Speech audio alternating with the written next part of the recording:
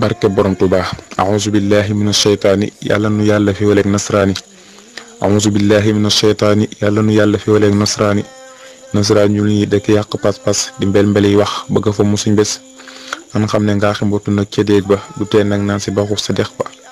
Cheikh Mountakha jox na ndigal nu woote kon nag bisub sëriñ bi buñ ko wuute màggal gi moo di ndigalul sëriñ bi ku ko deful mooy nga bëgguk sëriñ bi laa tafaalu shay'an bi xayri isni fal ismu sartun fi xawuli sahni foofu muri nekk na wàcc te wuy si bisub sëriñ bu mag bi nan si teew si ku dib jullit na fakk daal di daw si te yëg ne naar béf indi xorom si bëggum sëriñ bi rek la ñuy yàkkawli ko foo tudd bis bi rek ñu koy tàqamti ko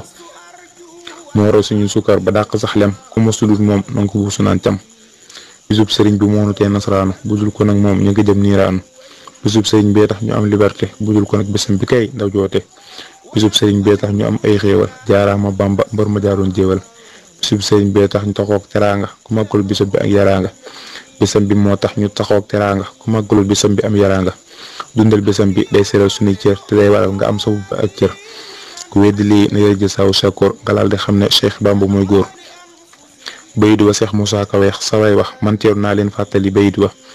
nee na ku màggali ba sub tukkeem ba jihaar nga añ nga umra am nga yor ba lii rek war naa tax ñu sant ba na saay ku weddi lii ma wax nga laaj ko fa lu taay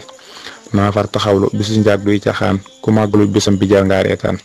naa far taxawlu bisu njaag duy caxaan ku màggalu bisam bi jar ngaa reetaan